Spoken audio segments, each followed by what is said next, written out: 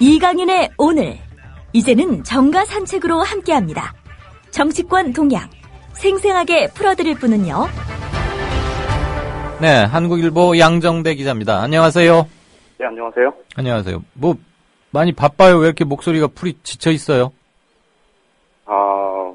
일에 치여서 그러나?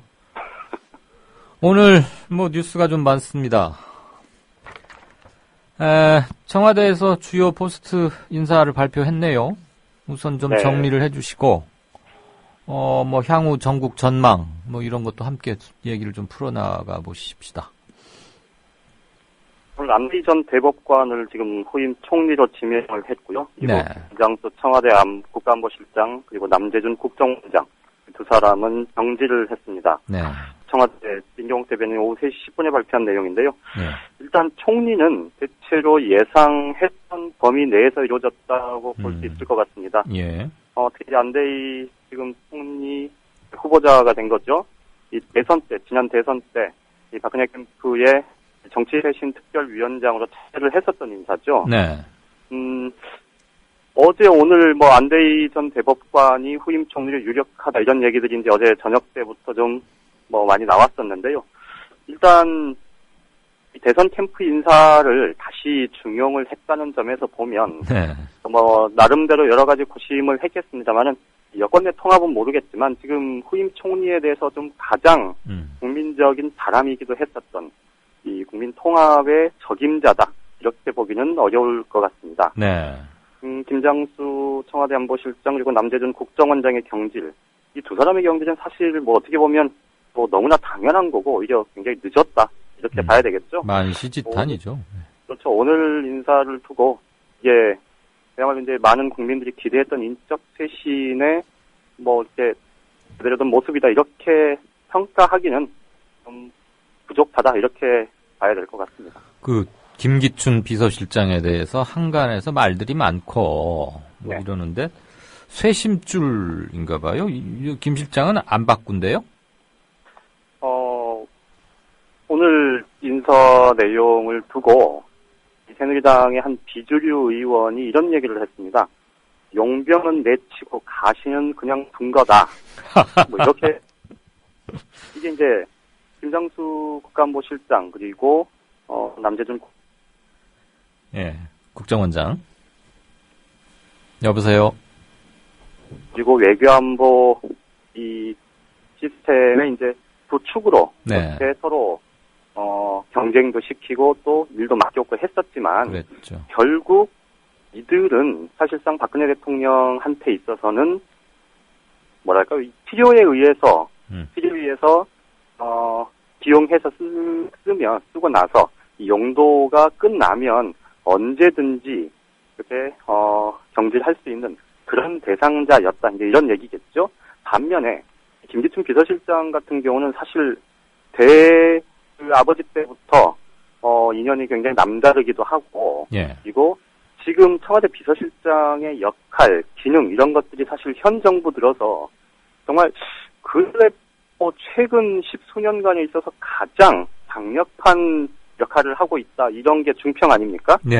그런 점에서 보면 이 김기춘 비서실장을 통한 청와대 친위 체제 이거는 유지하겠다. 이런 부분을 좀 강력하게 의지를 드러냈다. 이렇게 보는 게 맞을 것 같습니다. 최후에 지킬 보루 마지노선은 여기다라는 것을 오늘 인사를 통해서 확실히 천명했다.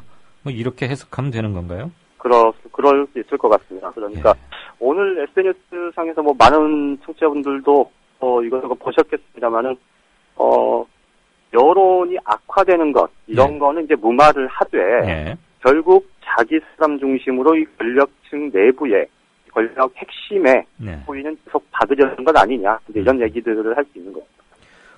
야당 반응은 어때요? 김기춘 실장 뭐 교체 없다는 거 가지고 아주 강력하게 쏘아붙이던데. 네네. 일단 오늘 새정치민주연합에서 대변인 논평 그리고 선대위 공보단장의 기자 간담회 이런 것들을 통해서 나온 일관된 메시지는 김기춘 비서실장 그대로 두고 다른 사람들 백날 바꿔봐야 이거 보람이 타버리다. 인적 쇄신 아니다. 이렇게 지금 입장을 분명히 하고 나섰습니다. 그러니까 어떻게 보면 분명히 잡아놓은 거다 이렇게 볼 수 있을 것 같고요. 예. 그 점에서 보면 지금 현재까지는 이제 스탠스가 각이 서는 그런 스탠스로 나와 있는데 네. 문제는 이제 이 안대희 총리 지명자에 대해서 이제 국민적인 여론이 어떻게 이거를 받아들일 건가 문제 아니겠습니까? 네.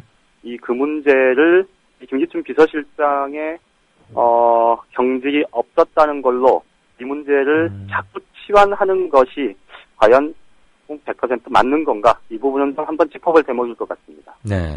지금 우리 양 기자 분석 및 전망에 따르자면 오늘 인사가 났지만 이게 국정운영의 근본적 기조 변화는 좀 기대하기 어렵고 다만 세월호 이후로 지금 한 달 넘게 여권이 수세 국면에 계속 몰려 있는데 선거는 한 2주일 정도밖에 안 남아 있고 일시적으로 지금 모드 변화, 자세 변화 그걸 통해서 민심에 약간의 좀 외곽을 한번 툭 쳐주는 이런 것 아니겠느냐 이렇게 보고 계시는 것 같아요. 네네. 어떻게 전국이 좀 빡빡해요? 잘 어떻게 굴러가겠어요? 일단 두 가지 점을 좀 봐야 될 것 같은데요. 네. 하나는 말씀하셨던 대로 지금 박근혜 대통령이 지금까지 국정운영 기조를 바꿀 것이냐.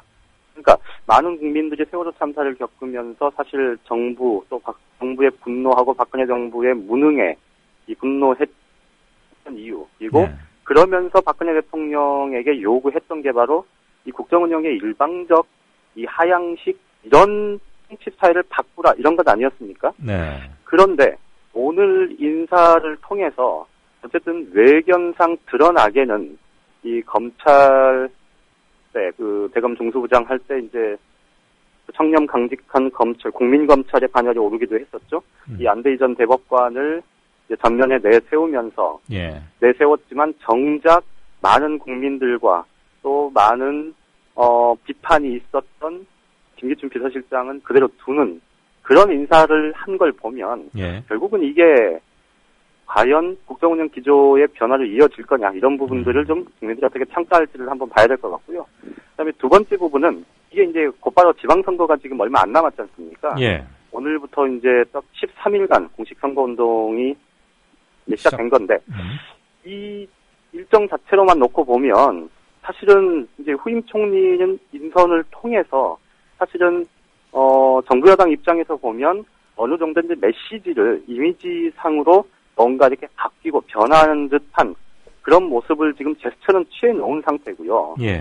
그렇게 되면 결국은 총리 인사청문회 또 구체적인 개각 이런 것들은 사실 시기적으로 보면 지방선거 이후로 넘어갈 수밖에 없거든요. 그렇죠. 그 과정에서 드러나는 여러 가지 문제점이나 혹은 국정운영 기조에 대한 문제 이런 것들은 사실 이제 오늘 인사로 해서 일단락 지워져 버린 셈입니다. 그러니까 선거까지는. 그렇죠. 그렇다면 그 부분을 좀 실제 문제가 될 만한 대목 그리고 정말로 박근혜 대통령의 국정운영 기조가 바뀌지 않고 여전하다라는 점을 이번 총리 인준과 남재준 또 김장수 이 두 사람의 경질 이걸로 공세적으로 나오는 거에 대해서 야권이 어느 정도 이제 좀 적절하게 대응할 거냐. 예.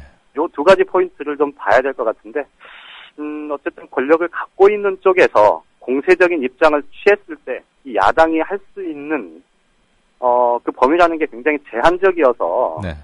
사실은 좀 야당 입장에서는 전반적인 분위기는 지방선거 분위기가 더 좀 유리하다 이렇게 말씀을 드릴 수 있지만 그 결과를 장담하기는 어려울 거다 이렇게 보입니다.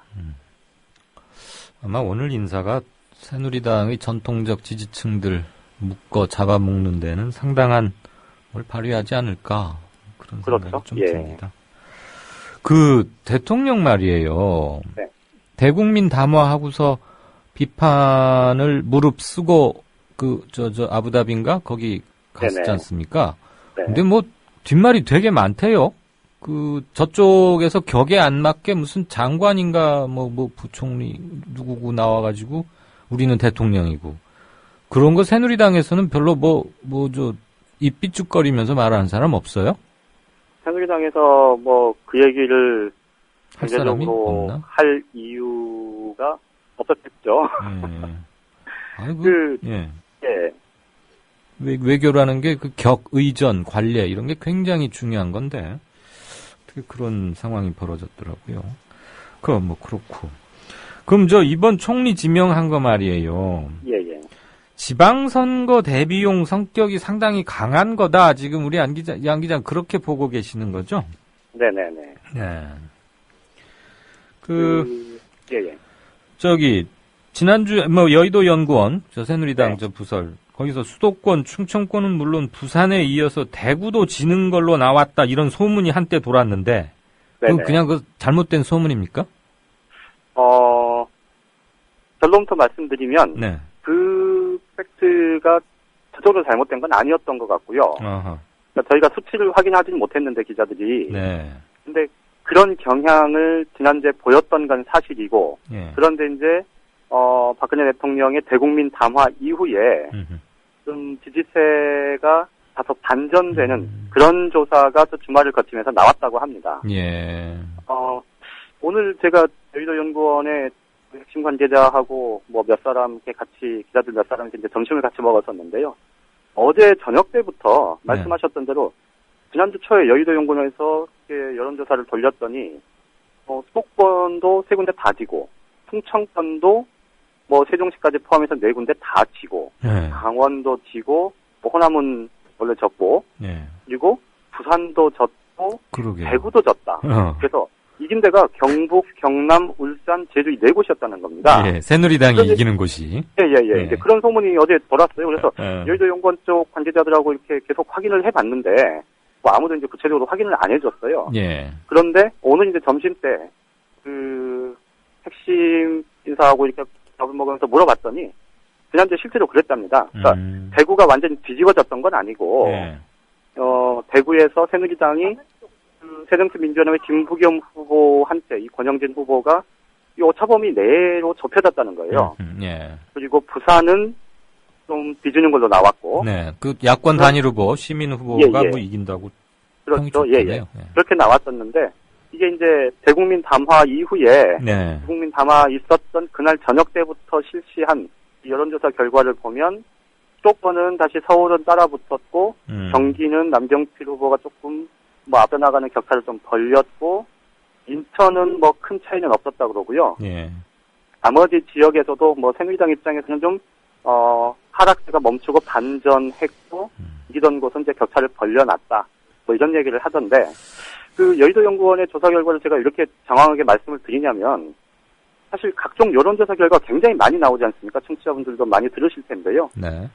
정치부 기자들이 가장 신뢰하는 곳이라고 하면 사실 여의도 연구원 조사 결과일 겁니다. 아마. 그러게요. 네, 그래서 지금 이걸 물어본 거예요. 예, 저도 마찬가지인데요.